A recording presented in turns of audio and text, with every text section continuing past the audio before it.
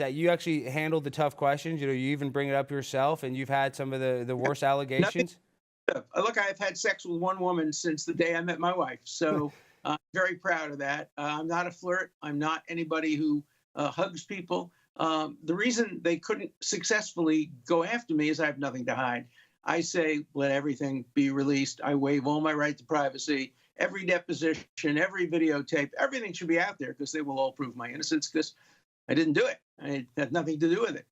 No, and I mean, like I said, I think you've had a lot of validity in your claims, but the problem is with the association of Jeffrey Epstein, and you know, with obviously that reputation, that you're fighting an uphill battle. But I want to show, we saw this one clip, and I just want to get your opinion on it. So if we can show that, I want to show Alan this short one and just kind of get your opinion on what this clip is about.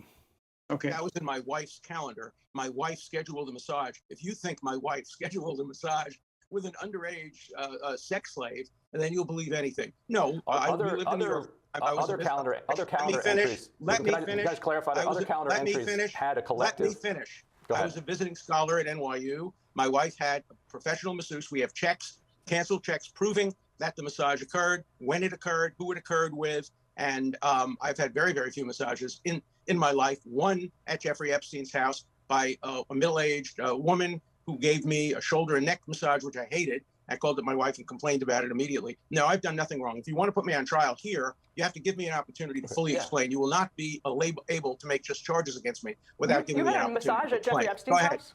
Do you know who it was who performed that? Yes, I mean, we know approximately who it was. There were a lot of people around her. We think we remember, and the person who was in charge of the Epstein house confirmed this, that it's a woman named Olga who was in her 40s and was a professional massage therapist. And Alan, I thought you handled that pretty well, but there is, you know, one thing. You admitted to a massage at Jeffrey Epstein's. I mean, that sounds bad in theory. I don't know. I'm just saying, as an attorney, how do we justify that? Because even that clip, you said you didn't get many massages, and then all of a sudden you're at Jeffrey Epstein's having a massage. It just raises red flags to the conspiracy theorists that are watching. Well, my wife had a massage as well, and I was having neck pains, and I was representing Jeffrey Epstein, and he said, oh, you're having neck pains. I have this person. I've had a few massages on my neck and my shoulder, and there's just nothing wrong with that. I did nothing wrong. And I was the one who said I had the massage. I didn't have to say that. It was none of anybody's business. But I have nothing to hide. I wanted it all out there.